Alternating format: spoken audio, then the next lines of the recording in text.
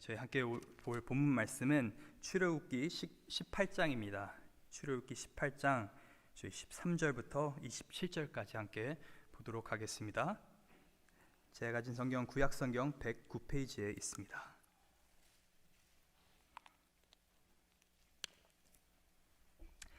다 찾으셨으면 저희 한 목소리로 13절부터 읽도록 하겠습니다. 이튿날 모세가 백성을 재판하느라 하고 앉아있고 백성은 아침부터 저녁까지 모세 곁에 서 있는지라.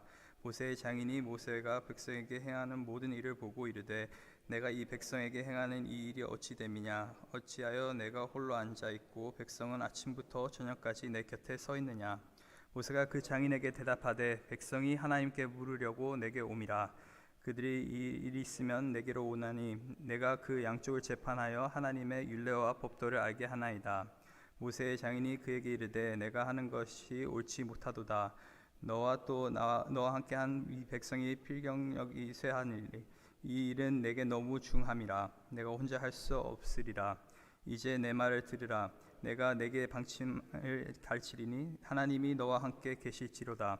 너는 하나님 앞에서 그 백성을 위하여 그 사건을 하나님께 가져오며 그들에게 율례와 법도를 가르쳐서 마땅히 갈 길과 할 일을 그들에게 보이고 너는 또 온 백성 가운데서 능력 있는 사람들 곧 하나님을 두려워하며 진실하며 불의한 이익을 미워하는 자를 살펴서 백성 위에 세워 천부장과 백부장과 50부장과 10부장을 삼아 그들이 때를 따라 백성을 재판하게 하라. 큰 일은 모두 내게 가져갈 것이요 작은 일은 모두 그들이 스스로 재판할 것이니 그리하면 그들이 너와 함께 당당하게 것이 일이 내게 쉬우리라.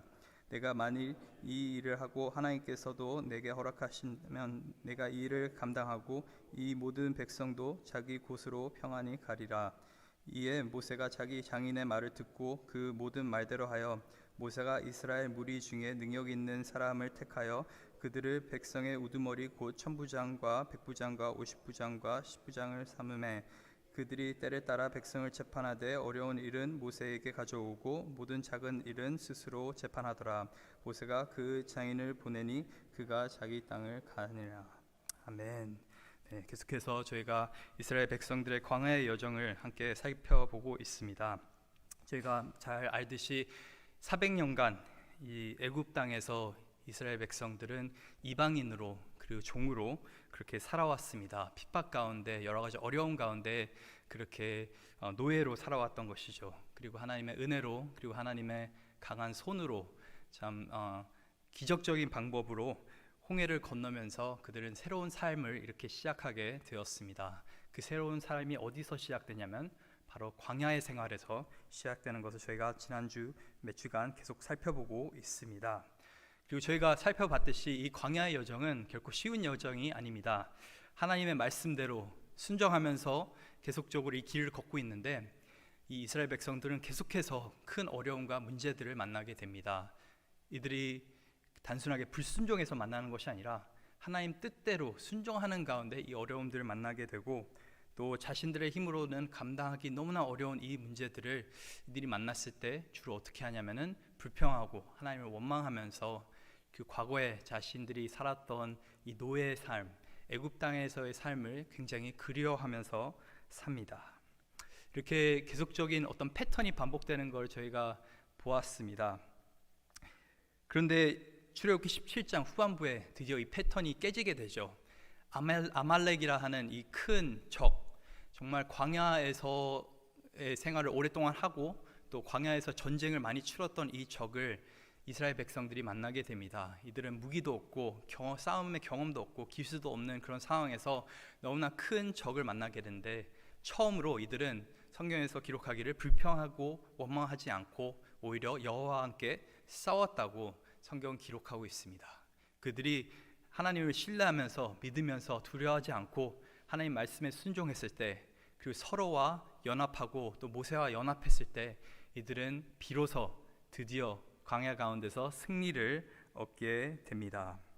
이렇게 이스라엘 백성들은 물론 이 광야길 가운데 많은 어려움들을 만나게 되지만 이 광야길을 통해서 조금씩 하나님의 백성으로서 거듭나고 있는 것을 볼 수가 있습니다.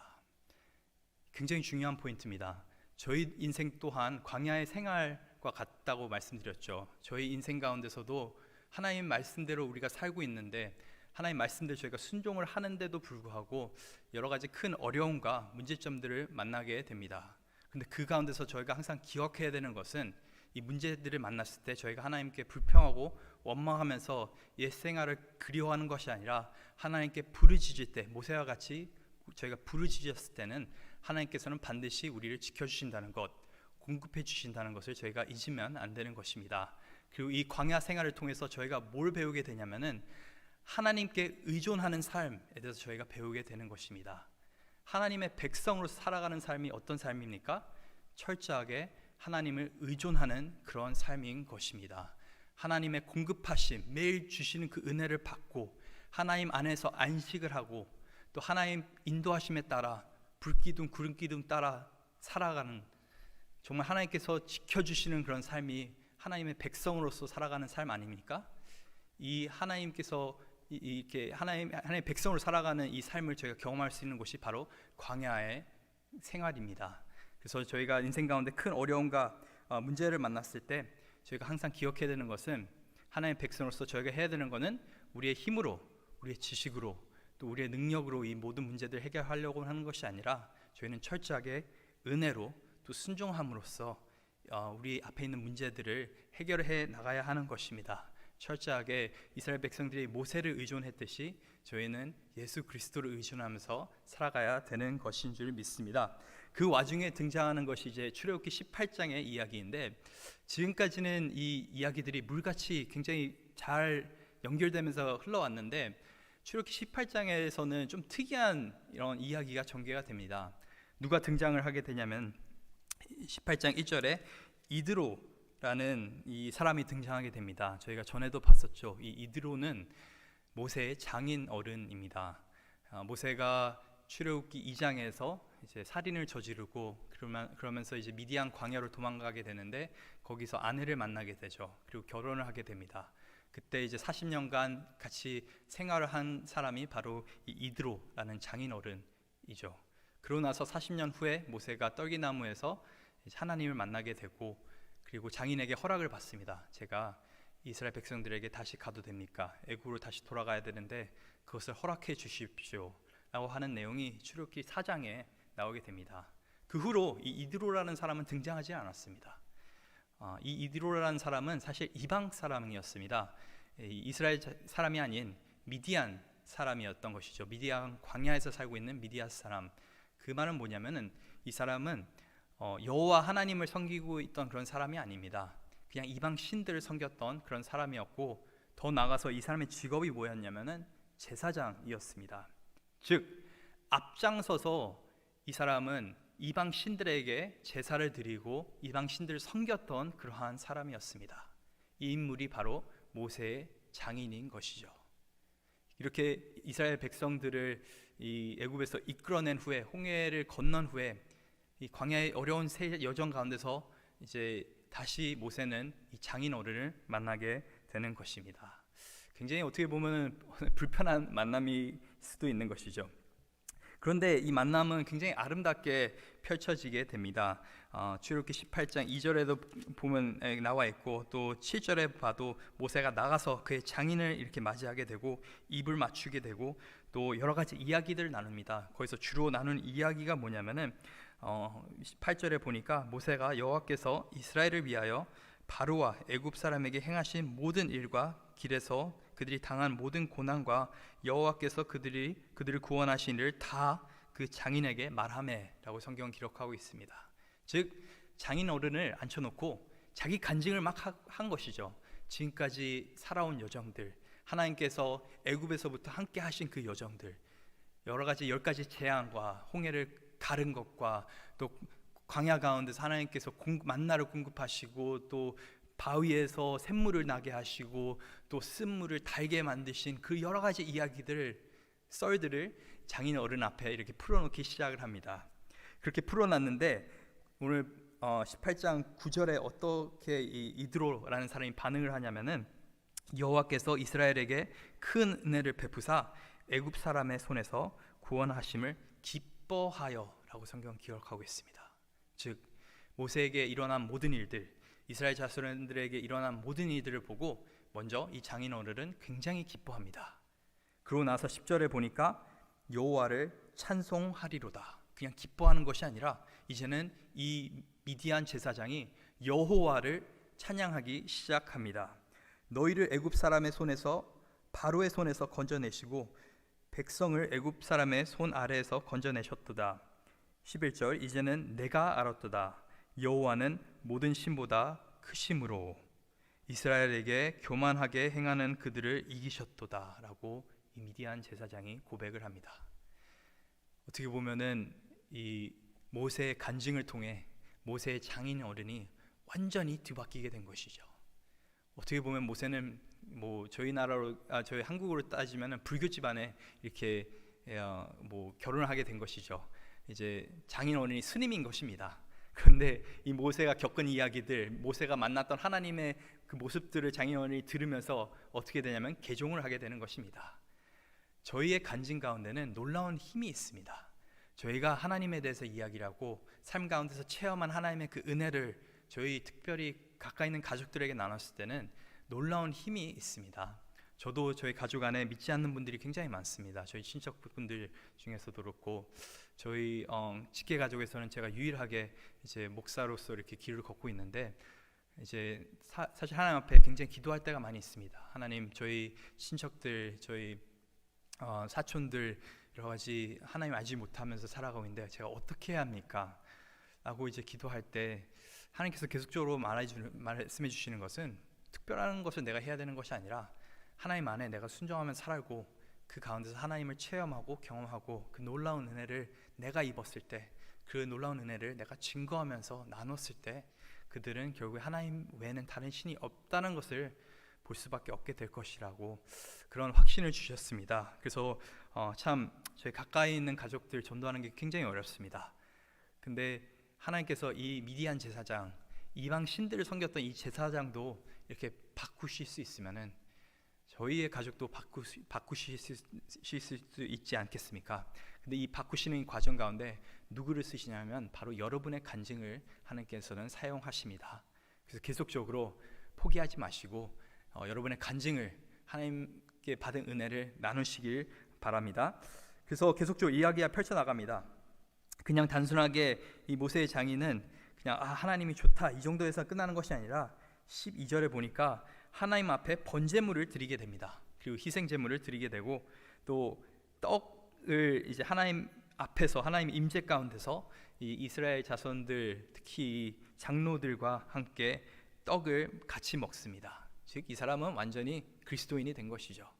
그러면서 오늘 이야기가 계속적으로 펼쳐나가게 되는데 다음 날에 이 장인 어른이 굉장히 희한한 광경을 보게 됩니다. 13절에 보니까 모세가 이렇게 앉아 있는데 하루 종일 사람들이 모세를 찾아오는 것입니다.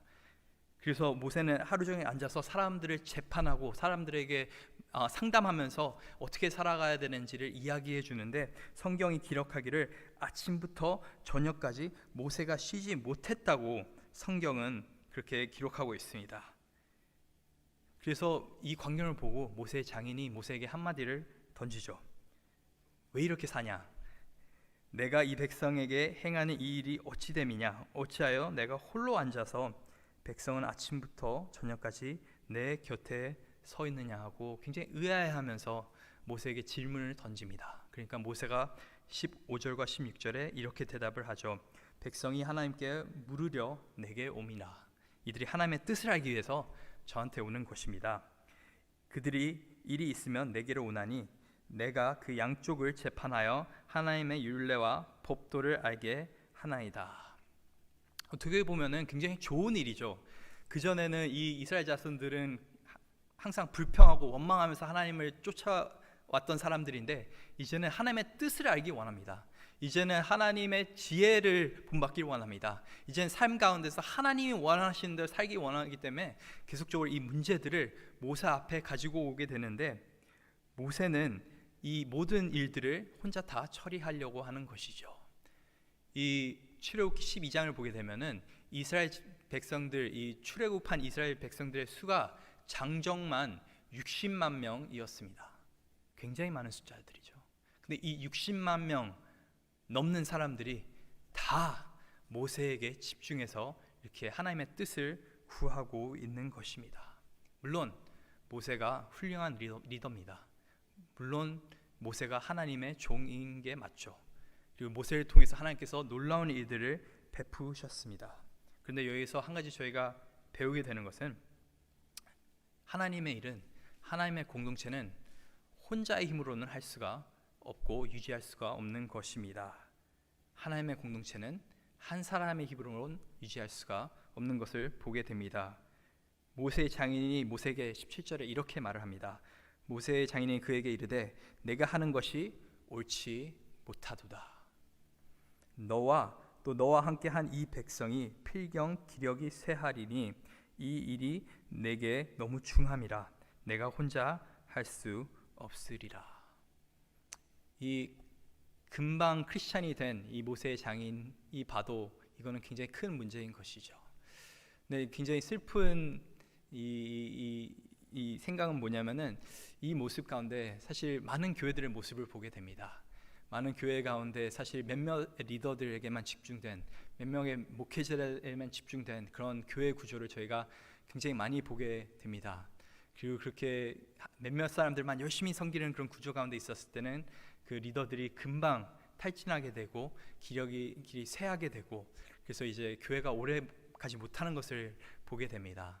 그래서 저는 사실 저희 성강교회 사역 비전에 대해서도 이렇게 나와 있는데, 저 첫 번째 저희 평신도가 사역자가 되는 교회라는 그 비전을 굉장히 좋아합니다. 이게 굉장히 성경적인 것이고요. 하나님이 이스라엘 백성들을 구원하시고 나서 처음으로 어떤 사회적인 구조를 이렇게 가르치고 계시는 모습이 출애굽기 18장에 나와 있는데, 이 사회적인 구조가 뭐냐면 분명한 리더가 있습니다. 하나님의 종이 있습니다. 모세가 있는 것이죠. 그런데 그 가운데 모세를 도울 수 있는 여러 리더들, 천부장들, 백부장들, 50부장들, 10부장들 하나님께서는 이렇게 붙여주시는 모습을 저희가 보게 되는 것입니다. 그래서 모세에게 장인이 이렇게 해결책을 제시하죠. 너는 19절에 내 말을 들으라. 내가 내게 방침한 것을 가르치리니 하나님이 너와 함께 계실지로다. 너는 하나님 앞에 그 백성을 위하여 그 사건을 하나님께 가져오며 그들에게 율례와 법도를 가르쳐서 마땅히 갈 길과 할 일을 그들에게 보이고. 즉 모세는 여전히 백성들에게 하나님의 말씀을 가르쳐야 됩니다. 하나님의 율례와 또 그 법도를 가르쳐야 됩니다. 그런 다음에 21절에 뭐라고 하냐면은, 그런 다음에 너희는 온 백성 가운데서 능력 있는 자들 곧 하나님을 두려워하며 진실하며 불의한 이익을 미워하는 자들을 살펴서 백성 위에 세워 천부장과 백부장과 50부장과 10부장을 삼아라. 그리고 이들이 이 백성들을 케어하고 또 다스리게 하라라고 이런 명령을 주십니다. 그래서 모세의 역할은 뭡니까? 하나님의 말씀을 선포하고 하나님의 율례와 법도를 백성들에게 가르칩니다. 그리고 그 리더십에 이끌려서 이 다른 리더들이 어떻게 합니까? 백성들을 케어하고 살펴보는데, 여기서 등장하는 이 리더들의 조건을 한번 보시길 바랍니다. 21절에 뭐라고 되어 있냐면은 능력 있는 사람을 너희가 살펴서 세우는데, 그 능력 있는 사람이 누구냐? 돈 많은 사람도 아니고 백 많은 사람도 아니고 힘 있는 사람도 아니고 뭐 싸움을 잘하는 사람도 아니고 많이 공부한 사람도 아니고, 능력인 사람이 누구냐? 21절에 보니까 하나님을 두려워하는 사람을 너희는 찾아라. 하나님을 경외하는 사람을 찾으라는 것이죠. 그리고 진실한 사람, 불의한 이익을 미워하는 사람을 너희는 찾으라고 성경은 그렇게 당부를 합니다. 이와 굉장히 비슷한 사건이 사도행전 6장에서 일어나게 됩니다. 사도행전 6장에서 초대교회가 이제 막 세워지게 되고 또 엄청나게 부흥을 하게 되죠. 베드로의 한 번의 설교로 3,000명이 예수님을 영접하게 됩니다. 그러면서 또 베드로와 또 요한이 이제 옥에 갇히는 그런 사건으로 인해서 또 많은 사람들이 또 예수님을 영접하게 됩니다. 그러면서 6장에서 어떤 사건이 일어나게 되냐면은, 이 고아와 과부들을 돌봐야 되는 그런 사역들이 있는데, 이 모든 사람들이 이 사역에 관해서 사도들에게 자꾸 오는 것입니다. 그래서 더 이상 이 사도들이 그냥 이 베푸는 사역들 모든 것들을 혼자 다 할 수 없으니까 뭐 어떻게 합니까? 그 자리에서 이 집사들을 세우게 됩니다. 하나님을 경외하는, 하나님을 두려워하는 정말 성령 충만한 집사들을 세우게 되는데, 거기서 한 명이 이제 스데반 집사인 것이었죠. 그래서 그 사도행전에서 이렇게 말을 합니다. 이 사도들, 이 리더들은 가르치는 일과 기도하는 일에 힘쓰고, 이 집사들은 열심히 또 사역을 하나님의 일을 하는 사역에 동참하는 그런 일들을 감당해야 된다고 사도행전은 기록하고 있습니다. 어떻게 보면 이 출애굽기의 이 기본적인 하나님의 구조가, 이 하나님의 백성에게 주어진 이 구조가 사도행전에서도 볼 수 있게 되는 것이죠. 그 말은 뭡니까? 하나님의 공동체가 앞으로 잘 나가기 위해서는, 하나님의 공동체가 잘 유지되고 하나님께서 주신 사명을 잘 감당하기 위해서는 각 사람이 자기에게 주어진 일을 잘 감당해야 되는 것입니다. 물론 리더들이 힘있게 하나님의 말씀을 가르치고 또 기도하는 일에 힘써야 되는 것입니다. 저희 목사님부터 비롯해서 또 저희 또 실행위원 저희 분들, 또 안수 집사님들, 많은 리더들이 또 이런 역할들을 감당하고 있는데, 그 가운데서 또 하나님께서 세우신 분들이 있지 않습니까? 목자들이 있습니다. 목양 팀장들이 있습니다. 각 사역의 팀장들이 있습니다. 이게 그냥 한 자리 차지하기 위해서 이렇게 드린 것이 아니라 하나님의 말씀에 따라서 하나님의 지혜 안에서 그 자리를 여러분에게 드린 것입니다. 모든 사람은 하나님의 몸 안에서 맡겨진 사명이 있는 것입니다. 고린도 전서에서 그 말들을 사도 바울이 하게 되죠. 이 각 사람에게 주어진 이 달란트대로 사람들은 일을 감당하게 되고, 이것들을 이루어지는 것이 하나님의 몸이라고, 하나님의 교회라고 사도 바울은 그렇게 말을 하고 있는 것입니다. 그렇다면 여러분의 역할은 무엇입니까? 여러분은 지금 교회 안에서 여러분에게 맡겨주신 사역을 잘 감당하고 계십니까?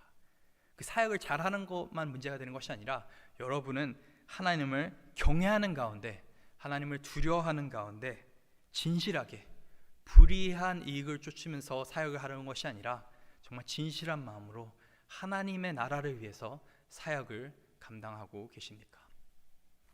사실 이 코로나 사태로 인해서 많은 교회 사역들이 지금 약간 멈춤 상태에 있습니다. 많은 분들이 이제는 지금 이 쉬는 시간, 조금은 좀 숨을 돌릴 수 있는 시간이라고 생각하시는 경우가 있는데, 물론 그렇습니다. 물론 이 시기를 통해서 저희가 그전엔 갖지 못했던 여러 가지 가족 간의 시간들도 있고 개인의 시간들도 있고, 그를 통해서 저희가 말씀도 더 열심히 묵상해야 되고 기도도 더 열심히 해야 되는 줄 믿습니다. 하지만은 교회 건물에 저희가 들어오지 못한다고 교회가 사라지는 것은 아닙니다. 저희는 여전히 교회입니다. 왜냐하면은 저희 각 개인이 교회의 몸을 이루는 일원이기 때문인 것이죠.